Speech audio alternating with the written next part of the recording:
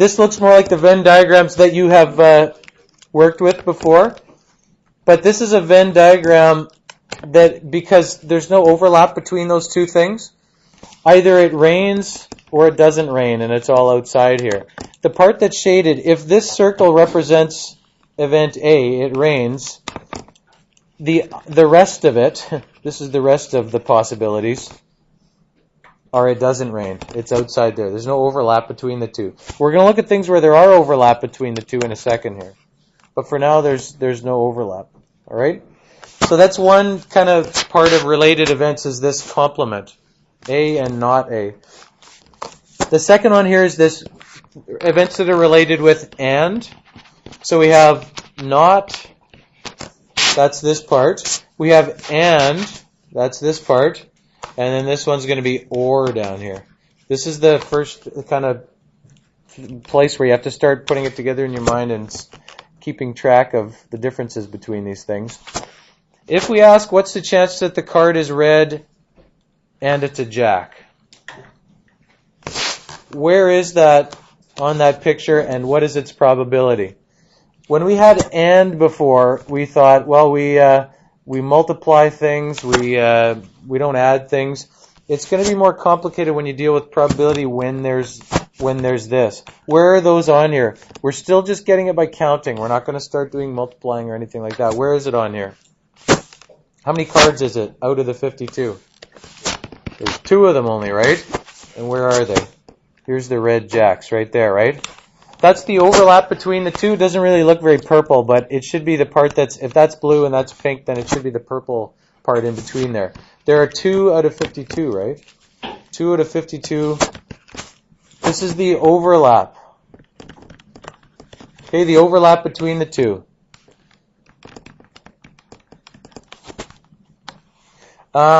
They use some terms that you don't learn in high school math, but they have been a part of high school math in the past. If you have 2 things here you have 2 lines or 2 groups or anything like that. You have the overlap, which is also called the intersection of the two. Right? When you have 2 lines that cross, the part in the middle is the intersection because it's the part that's on both streets. It's where they cross. That's and. Okay, it's when both of them are true. If you have that same thing and you want to ask about or now, or is all of it together. It's this and this. You might not have, again, you probably haven't used these words before, but it's not the intersection of the two, it's what they call the union of the two. It's all of it, one or the other or both. This is or. On a Venn diagram, it's everything that's in at least one of the circles. Okay? I don't care if you know the word intersection and union, but it's words that are used to illustrate the difference there between those things. If it says, is the card red and a jack, it's those two. That's not the one that people have trouble with. This is the one they have trouble with because of the everyday use of the word or being different than sometimes the mathematical use of the word or. When this says, is it a red card or a jack, which cards are we talking about? Think about if it said, you win the game if you get a red card or a jack.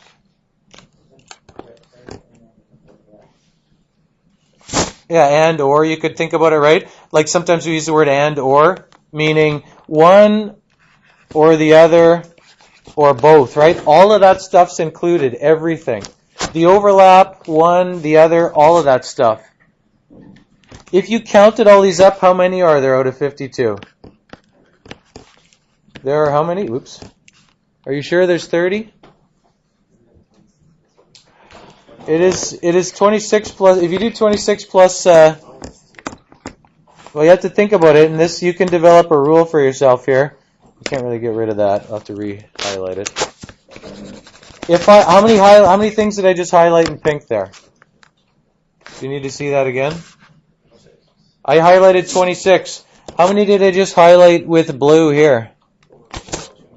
4, but 2 of them I highlighted twice, right? 2 of them are the overlap.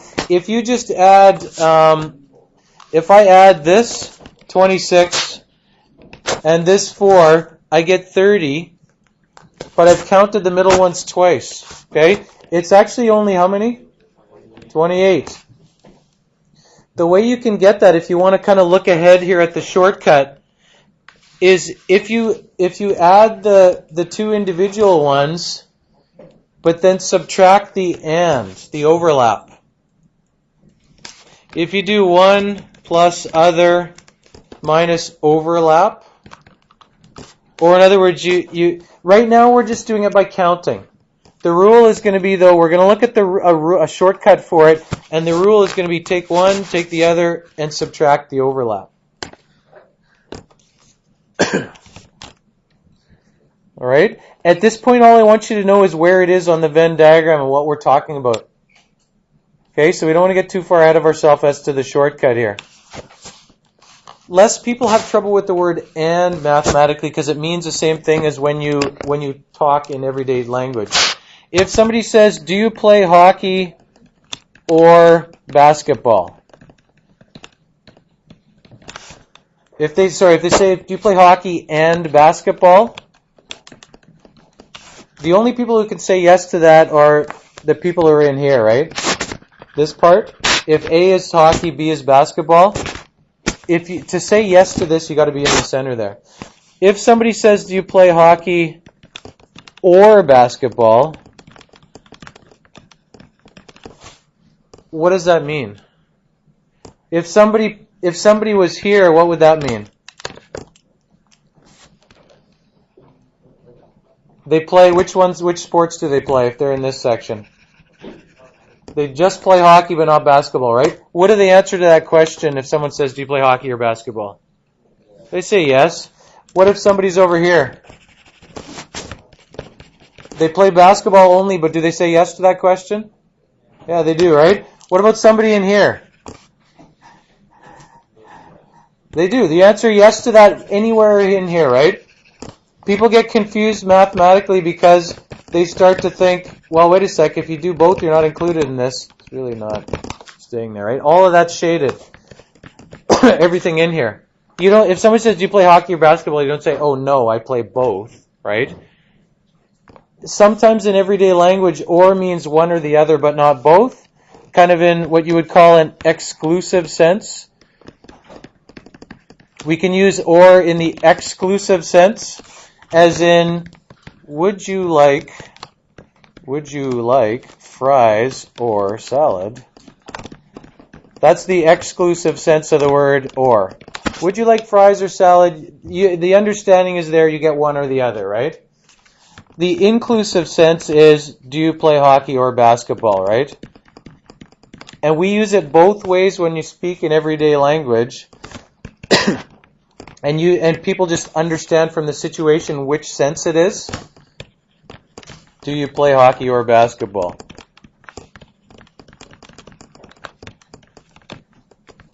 What in math, which sense is it that we use this? In math, it is always this one. Yeah, it's always this inclusive sense. When you use the word or, this or that, both is included in that. Okay? Anyways, there's those three things, and a lot of the unit deals with understanding those three things. We have the complement or not, we have the and we have the or. And we're going to look for shortcuts in each case on how to find them without just going through and counting all the outcomes. But there's some things here for you to do it by counting all the outcomes. I want you to try the different problems that are in here and work through it by counting all the outcomes. The sample space is shown to you here for this. Rolling two dice, pair of dice. And there's a situation here where it's just dots in a Venn diagram. It tells you the number of outcomes that are in each spot. And you can come up with each of these, and we'll have some discussion after for this. Okay? Can you get started on that, please?